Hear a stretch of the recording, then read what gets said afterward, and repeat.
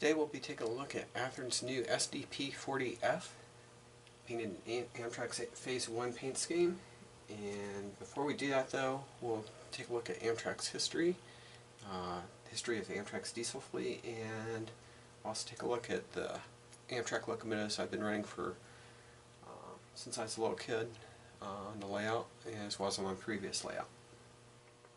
When Amtrak was created in 1971, it inherited the passenger fleet of cars and locomotives from the host railroads that were giving up passenger service to Amtrak.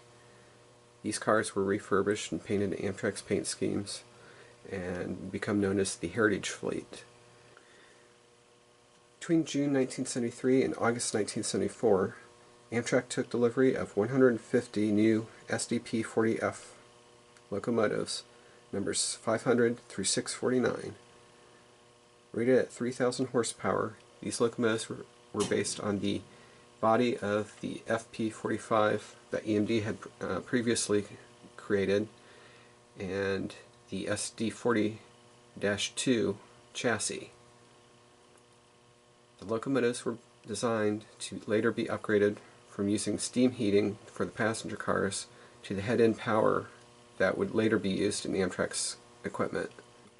In designing the locomotive to be upgraded to head-end power in later years, the water tank for the steam generators was placed above the truck in the rear of the locomotive. This may have later contributed to issues that the locomotive had.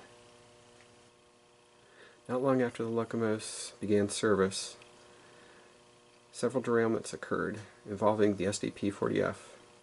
In the crashes that occurred, the point of origin of the crash was narrowed down to either the rear of the SDP40F coming off the tracks or the front truck of the baggage car coupled behind it coming off the tracks. Theories were thrown around, but no one cause was ever actually found. Theories ranged from the design of the truck of the locomotive, the state of the track, as well as the sharpness of the curve of the track, possibly causing the locomotive to come off or the car behind it to come off. Other theories involved the water tank mounted above the truck, possibly making the locomotive top-heavy in the rear. And with the water sloshing around during movement of the train, it was thought that possibly the water sloshing against the right side or outside of the locomotive as it went around a curve would cause the truck to pull off the rail. Many tests and changes and adjustments were made to the locomotive, but no actual cause or fix was ever found. With the derailment problems of the SDP40F, Amtrak knew that they had to find a more reliable source for powering their passenger trains. In April 1976, Amtrak took delivery of the first F40PH locomotives, also built by EMD. These locomotives would become the backbone of Amtrak's diesel fleet for many years to come. By 1977, the SDP40F was being phased out of passenger service on many of Amtrak's runs. The last run of an SDP40F on any passenger run took place in 1981. By 1984, most of the units were in storage or work train service. 18 units went to Santa Fe for freight service.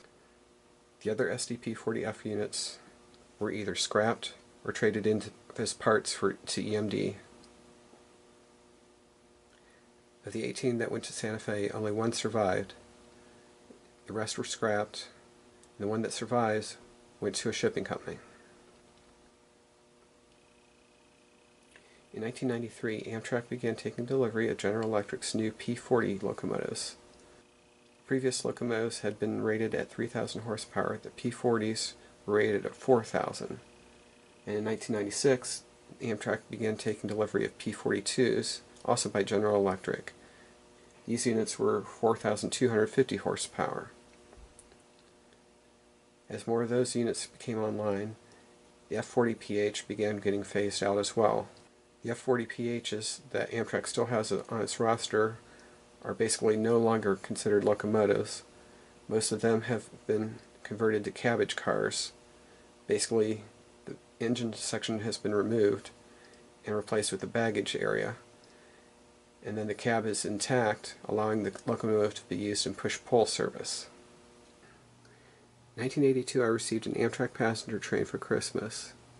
Included was an Athearn Amtrak locomotive, painted in Amtrak's Phase 1 paint scheme, an AHM Amtrak locomotive, also painted in Amtrak's Phase 1 paint scheme, and then 6 Athearn streamlined passenger cars, all painted in Amtrak's Phase 1 paint scheme. Both locomotives were actually FP45 diesels, which Amtrak never had on their roster. The AHM model on the left was a dummy locomotive, had no power, and basically was pulled by the Athearn locomotive on the right. While the Athearn model ran well and looked good on the layout, it was not an accurate model of an SDP40F, something that many modelers wanted for many years to come. Over the years, while waiting for an accurate model of the SDP40F, I tried to do some modifications to the Athearn model to make it look a little more accurate. Number board decals were added, and I also painted the class lights to give it a little bit more of a more detailed look. I also removed the handrails on the front walkway, since obviously the SDP40F did not have handrails in the front walkway. And I also took the cab light out and replaced it with a grain of wheat bulb in the nose of the locomotive to light up the headlight. That worked for a while until I took the locomotive up to my model railroad club that I belonged to, and while running laps around the layout, the headlight I noticed had gone out.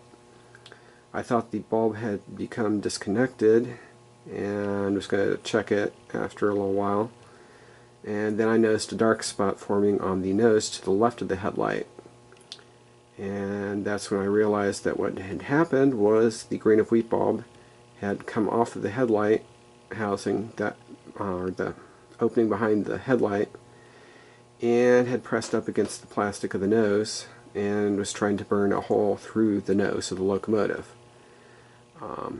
As a result, there's an ugly dent next to the locomotive headlight that unfortunately lasted the rest of the life of this locomotive. So, anyways, I just wrote it off as a dent caused by something being thrown off, like maybe a highway overpass or something like that, and hitting a locomotive. So, and the other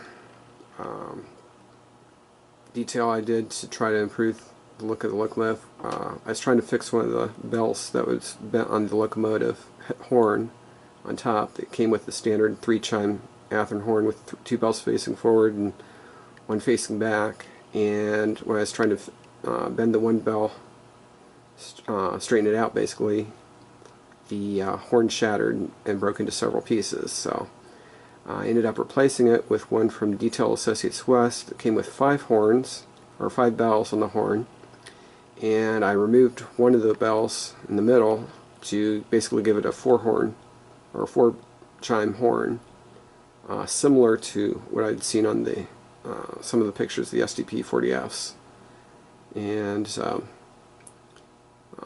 that allowed me to, put it back into service and have it at least look representational of a SDP40F. So in 1992, for my 18th birthday, my parents got me 2 Spectrum F40PH locomotives, 271, which is shown here, and 346. While not 100% accurate, there's apparently a couple design flaws compared to the actual F40PH locomotives. At the time, these were very close and reliable plastic models of the F40, which I'd been wanting to get models of for a long time. Previous models from either Model Power, I believe it was, or Lifelike have been out, but they at the time were not reliable companies or reliable models to have operating on my train. So, but the Spectrum models I've had since then, and there's been more accurate models that have come out since then, but I just haven't had seen the need to upgrade since, or update to a newer model of the F40s. Only modifications I've done on these, the hand grab irons I have did a little touch-up paint on to get them to match the body of the locomotive, and I've also replaced the horns. It came with a 5-chime horn, but 3 bells were facing forward, 2 were facing back. I've replaced them with the I think it was Detail West horns. They're actually I think it's called K5LA horns, where all 5 bells are facing forward, and those are the standard types of horns that are in Amtrak locomotives today. And these have been running quite reliably ever since I've had them. So, and so like the real locomotives, they're kind of the backbone to my fleet as well. Side note, the number 271 here, I actually saw the real locomotive on the east side of Columbus, Ohio, back, it was around 2002, 2003, somewhere around in there, after it had been sold to the Ohio Central. It was still in Amtrak paint and still had the 271 number on it, so that was kind of a surprise driving along the freeway from work and look over at the train sitting alongside the freeway, and there's my locomotive from the layout. So that was kind of a neat surprise. Then 15 years ago, or actually, excuse me, 20 years ago, in 1997, my parents got me 2 of Athearn's P40s, 824 and 803, and those have also been running alongside the F40s quite reliably. And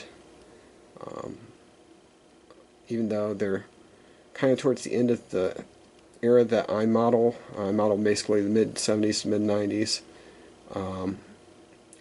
I like the looks of the P40s, so I got a couple of those. I'm not going to get the P42 since those came out in 96, which is a little too late for my time period, but the 2 P40s that I have, they've been running quite a bit on my trains as well. And the only model of locomotive prior to the SDP40F coming out, that Athearn came out with, that hasn't been produced yet, is Amtrak's P30CH locomotives made by General Electric. There are 25 of those, came out in 1975, I believe it was. None of those have ever been modeled, as far as I know, unless it's by Brass or something like that. But let's take a look at the new SDP40F, and I'm going to compare it with the FP45 model that it replaced. So here we have a look at the SDP40F on the left and FP45 from 35 years ago on the right. As you can tell, the newer model has a lot more detail on it, including accurate horns and windshield wipers, grab irons, you name it. This locomotive has a lot more detail compared to how locomotives were built 35 years ago. And also has a detailed cab interior with control stand and everything. And this model that I got is the DC model.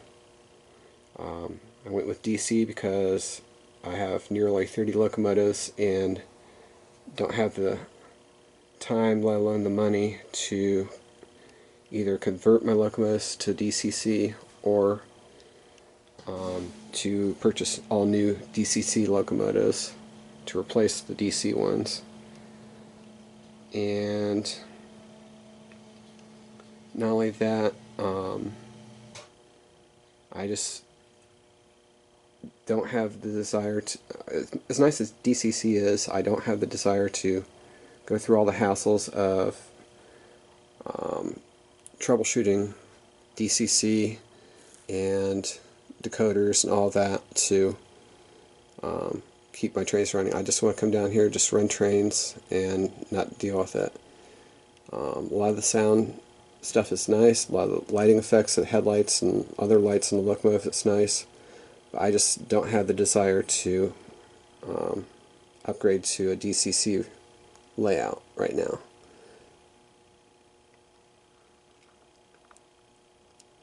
One thing too on this run of the SDP40F, since this is Athearn's first run of it, the original 40 SDP40s, numbers 500 through 539, they did have a pointed nose like on the FP45 on the right.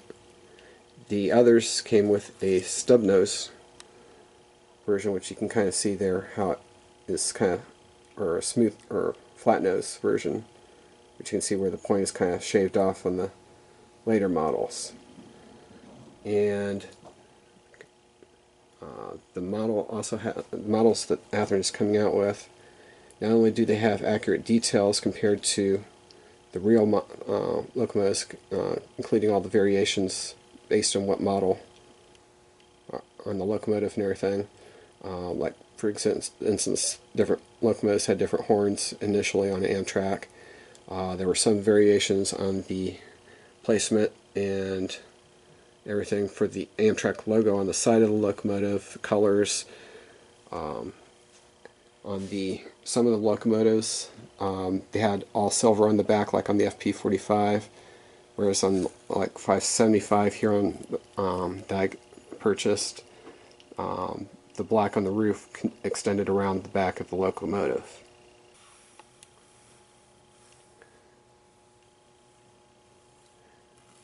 Some folks have said that the price of model railroading has gotten too high.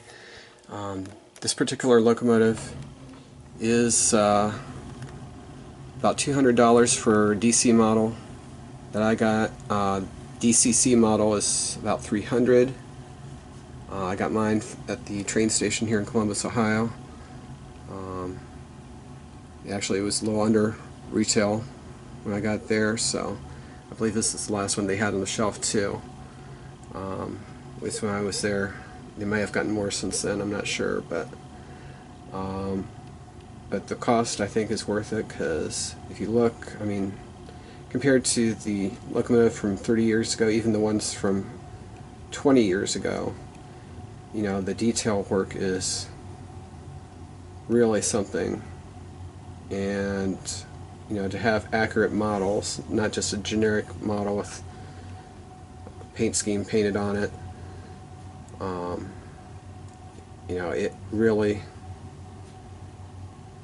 is worth the money to spend on a little extra to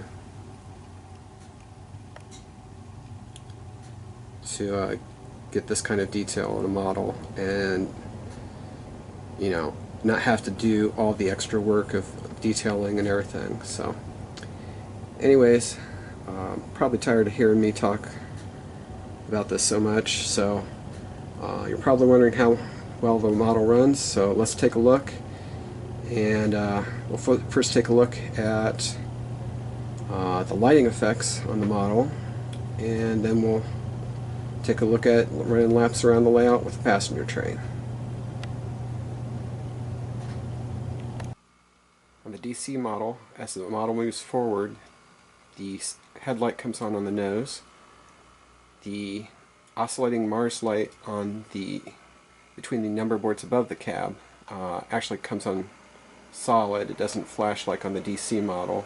The number boards light up, and you also have the lights above the forward truck that come on, which engineers use at night to see if the train is starting to move.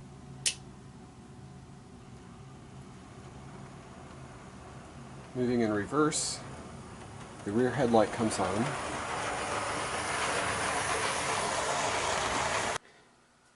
And in addition to the rear headlight, signal light above the cab comes on red, and the truck lights also come on.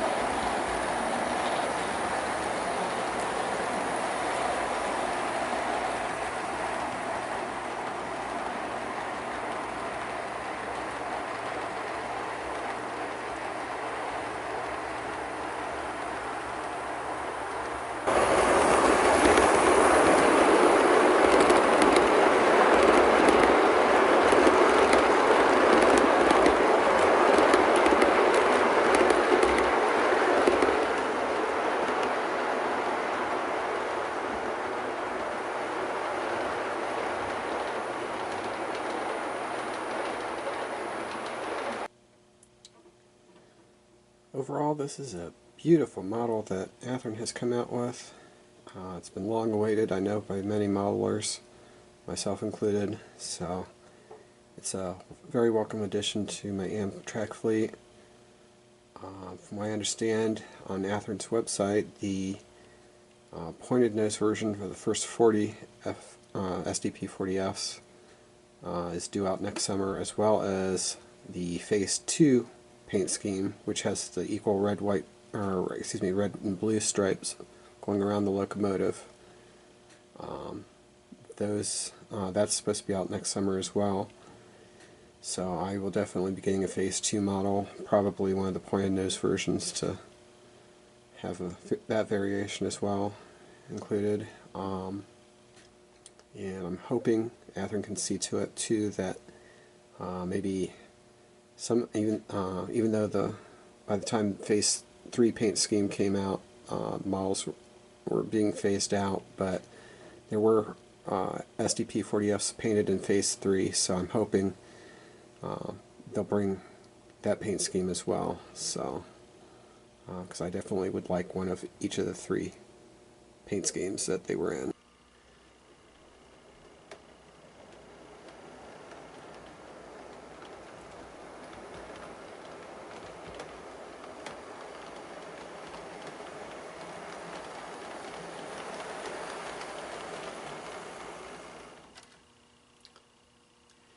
I hope you enjoyed this review of the Athearn SDP40F.